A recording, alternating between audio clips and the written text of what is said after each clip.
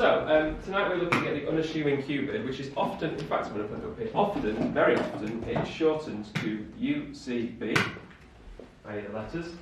The unassuming cue bid, the reason it gets its name is a strange name, unassuming cue bid. The reason I believe, I can't promise, the reason I believe it gets its name is because it is a cue bid that does not assume an opening hand from their partner.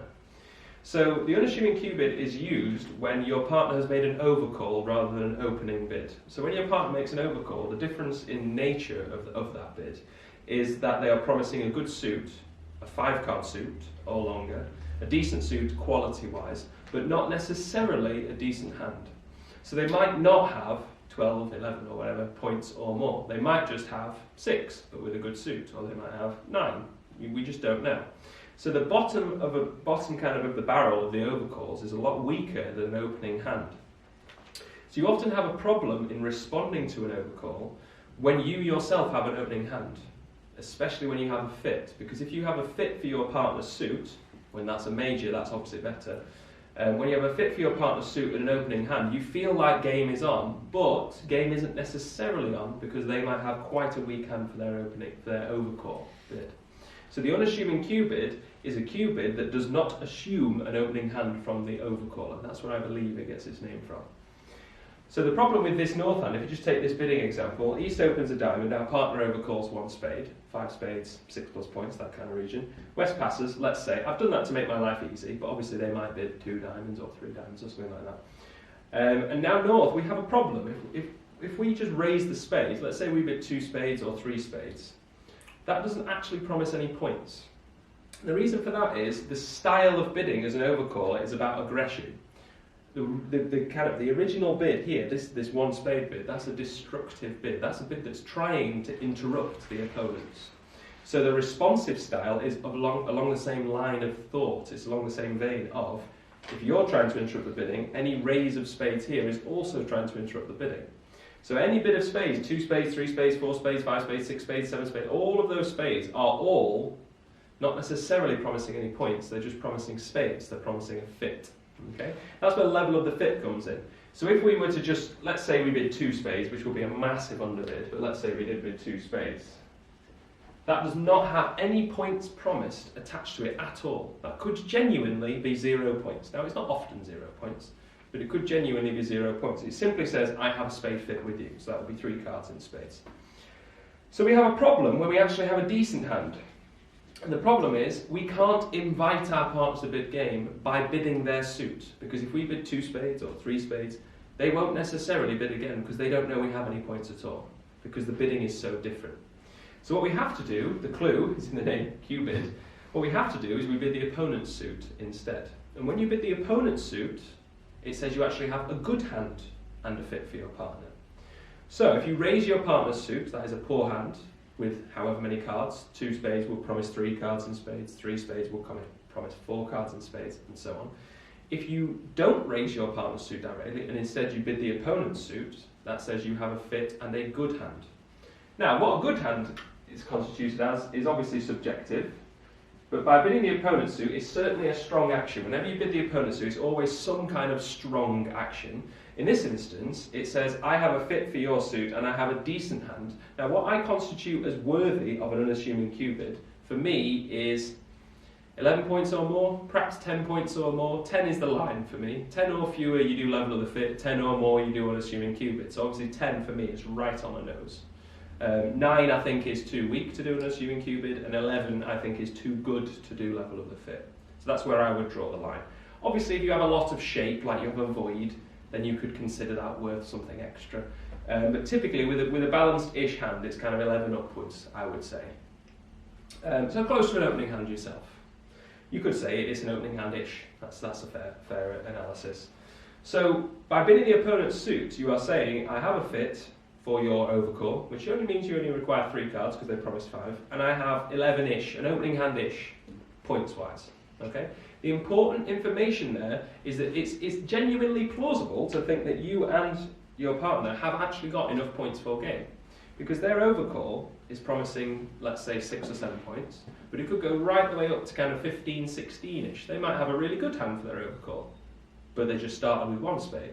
Important to notice, if they had bid 2 spades as their overcall, that wouldn't be stronger, that would be weaker. That would be a weak jump overcall. And 3 spades, the same thing. So they could have a good hand. South could have 15 points. So you might have a very easy game on, or you might not have game on at all. So that's why you bid the opponent's suit, to tell your partner, I have a decent hand here myself. Alright? I'm going to assume, now obviously intervention makes your life more difficult. I'm going to assume East-West pass for now, but I will, remind me if I don't, but I will try to do a sequence where they actually start interrupting you some more, and it can up the ante a bit by them forcing you higher and higher. I'm going to assume East-West for now pass, just to make my life a little bit easy. So the way to respond to an unassuming cue bid, when your partner cue bids, it says, I like your suit, I've got a good hand. We need to decide whether we think game is a good idea or not. So if we have an opening hand-ish opposite us, if we have an opening hand-ish ourselves, we should therefore try to put our side in game.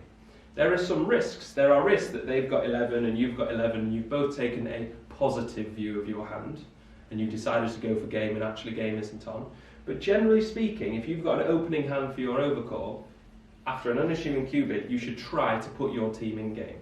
It won't make 100% of the time. We basically lack the scientific bidding that we have as the opening side. So this is the best we can do to make up for the lack of that science. Because we are actually now trying to engage in a constructive bidding sequence, where normally we are used to using a destructive bidding sequence as the overcallers, which is why it's difficult, because you're essentially changing the way you're bidding as an overcaller. So if you do not have an opening hand, if you think your overcall is naff, if you're embarrassed by your overcall, then you should immediately return to your suit at the lowest available level. That's basically the denial that says, no thank you. Similar to when you open a weak 2, when your partner inquires, if you go back to the minimum you can, that says, no thank you, same kind of style. So if you bid 2 spades here as south, that would say, I'm not proud of my overcall, it was minimum, which basically tells North to go away. Typically. I mean, North might have 1,000,000 points and 18 or whatever, and they might want to go on anyway. But typically, after an unassuming cue bid, if they repeat the suit at the lowest level, it says, no thank you, I'm not interested in game. There's 2 advantages to this. Firstly, you've had a look for game and not gone for it. And secondly, you haven't had to jump as the responder to the overcall to try and look for game. You can actually still play at the 2 level with, in theory, a surplus of points. Or at least you'd like to think there's a surplus of points after one of you shown a decent hand. So, that is the first duty of the overcaller. After an unassuming cue, it says, their first duty is bid their suit at lowest level if their hand is minimum, if they're not proud of their overcall. That will be any hand that would not open the bidding for me. So 12 points or more is always an acceptance. 11 or more or 10 or more depends on the rule of 20, because again, shape comes into it. So think to yourself, would I have opened this hand? That's a good way of asking it. If you wouldn't have opened the hand, you need to get out. If you would have opened the hand, you need to do something else. So, anything else other than the suit, agreed suit at the lowest level is an acceptance of the unassuming cue. It shows a decent hand for the overcall. And I mean any other bid. 2 hearts, 2 no trumps, 3 clubs, 3 spades, 4 spades, 3 no trumps. Any other bid in the box. I suppose pass is probably not one of them. But any other bid other than the lowest of your suit says you accept their unassuming cue. You have a positive hand, so opening hand plus. So what those bids would mean, let's say, I don't know, let's try 2 hearts, that's the cheapest bid you could make over 2 diamonds. That would be as you would expect. That is a natural bid showing 5-4, and it says I have a positive response to your unassuming cue. So I would expect 5 spades, 4 hearts, and kind of 12-ish points or more for that bid. Okay? Any bid you make after this is a natural bid. So no trumps would suggest you're balanced with a stopper in their suit. Jumping in your suit would suggest that you've got a positive with only one suit, i.e. you only have this suit. Bidding a new suit is 5-4. Same kind of principles as bidding as the opener, but be aware you only ever do this when you have a positive response.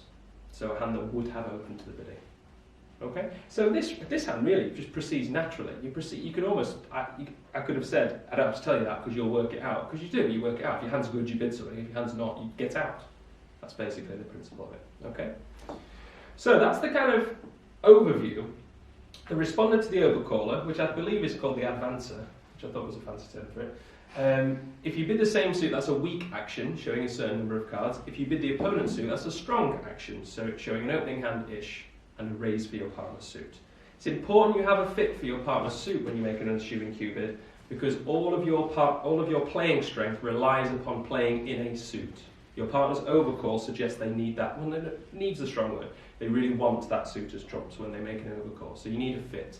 If you don't have a fit, you're either not bidding at all, or you're bidding no trumps. And generally speaking, bidding no trumps without a fit tends not to work very well because your hands don't match, generally speaking. Now, there is a third option. Well, pass, I suppose. There is another option, a fourth option. You can either raise their suit, you can bid the opponent's suit, or you could bid your own suit. Okay? Now, bidding your own suit is something that I see happen all the time after overcalls, when really it should only happen some of the time. I think it's an overused option. What you find is, if I'll just remove the hand and we'll just kind of look at the bidding sequence, you'll see that this bidding sequence is fairly common, but actually it's not very clear what the advancer is trying to say. So let me just try a different bidding sequence. So East opens 1 heart, South overcalls 1 spade, West passes, North bids 2 clubs. Now, responding to an overcall, as I say, if you bid any spades, that's weak. If you bid the opponent's suit, that's strong. Pass would obviously be weak. So bidding your own suit is something that seems a little bit vague. And the reason it's vague is because we're not the opening side. We are not opener and responder. We don't have those rules in place. So we don't have the 12 plus points here, 10 plus points here kind of rules. So is that I've got clubs I don't like spades? Is that I've got clubs I do have spades? Is that I'm bidding clubs because it's my turn to bid? Do I have 10 points, 4 points, 7 clubs, 5 clubs, 4 clubs? We haven't got the kind of rules, if you like, the laws of our opener-responder bidding. We haven't got those firm things to follow. So this response could be all sorts of things. It could be 4 clubs and 10 plus points, like a normal responder bid, or maybe it's 6 clubs and only 5 points because they just wanted to bid their clubs. You need to have some agreements about what happens. What is a very, in my opinion, overrated system is I bid my suit because I don't like your suit. And then they bid their suit because they don't like your suit, because inevitably that's what happens most of the time. What you tend to find is arguing doesn't get you anywhere. You tend to find that actually if you don't have a fit for their suit, they tend not to have a fit for your suit, and you're in a misfit sequence. And when you sense a misfit, you want to try to get out as low as you can. So with a misfit, typically the correct thing to do would be to pass and or bid no trumps. And almost always it's pass versus bidding no trumps. Because if you don't like their overcall, your hands are not fitting together very nicely. You only ever bid no trumps if you have a surplus of points where you think you can genuinely make a no trump contract. Don't forget, they haven't promised many points for their overcall. So to bid 1 no trump, you would probably need somewhere in the 11-12-ish region. To bid 2 no trumps, you're looking more like 15-16-ish, just because we don't know that they've got a good hand. They might only have kind of 6 or 7 points for their 1 spade overcall. So to bid your own suit, I would not play that as, here's mine, I don't like yours. Because that's essentially digging when you're in a hole. So what I would play that as is a normal overcall. So imagine that bid wasn't there. That would be 10 plus points and 5 plus clubs, wouldn't it? I would play that as the same thing, but when your partner has made an overcall, I would say that you should have a fit for their suit as well. So I would make a positive noise rather than a negative noise. So when you change suit after an overcall, what I play personally is one of 2 different type of hands. It's either I have this suit and I don't mind if you insist upon your suit, and you have a fit for their suit, 3 cards or more, or I have this suit, it is so good I'm going to insist upon it in another round of bidding. So for example, if I give as a hand, hand number 1 would look something like this.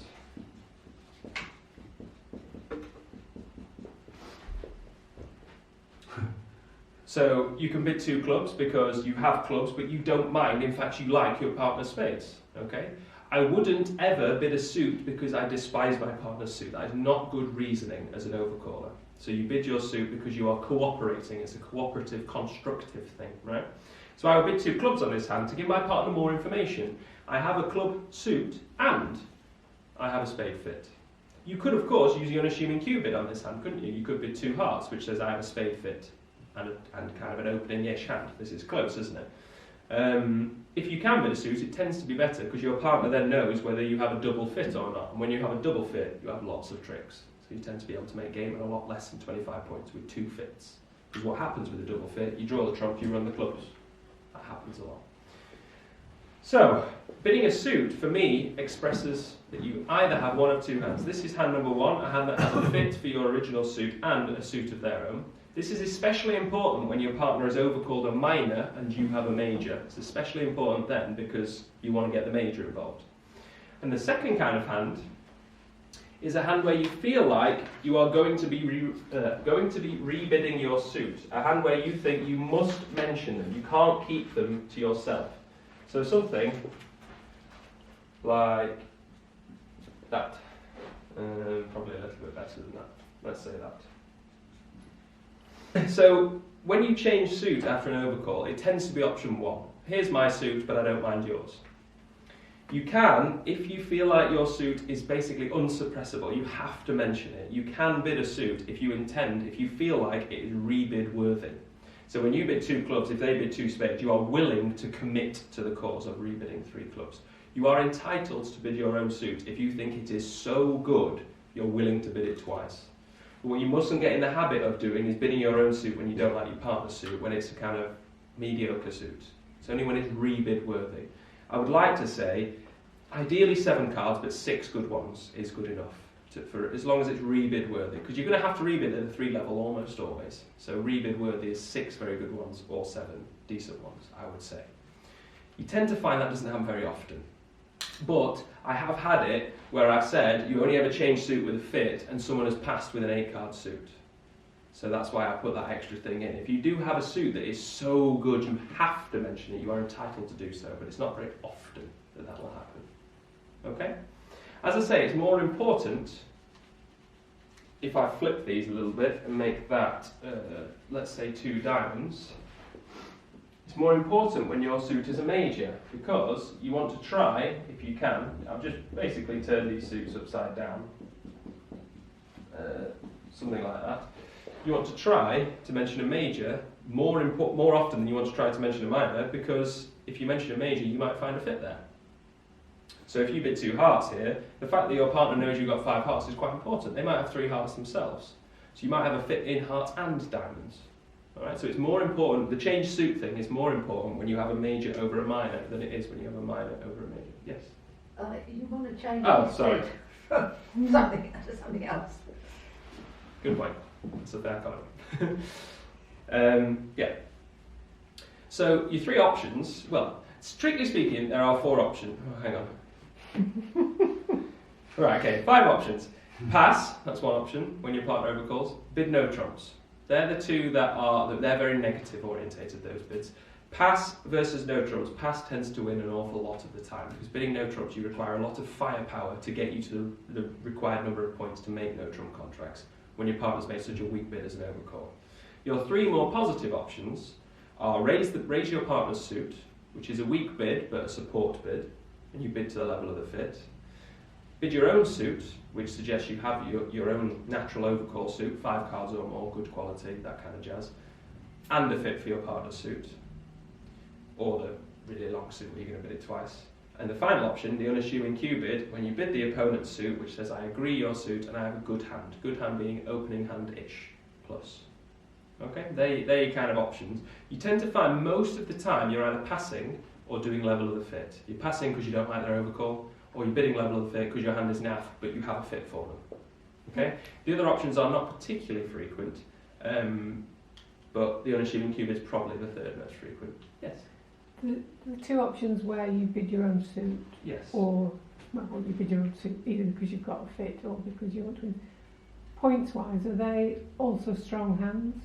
A hand that would happily bid if partner hadn't bid. So something like 10 plus at the 2 level, 12-ish plus at the 3 level. So the normal kind of prerequisite requirements for overcalling themselves, that kind of jazz. I mean, you can stretch here and there, but typically you'd like to follow the same kind of rules. Mm-hmm. So if you were to change this hand to perhaps,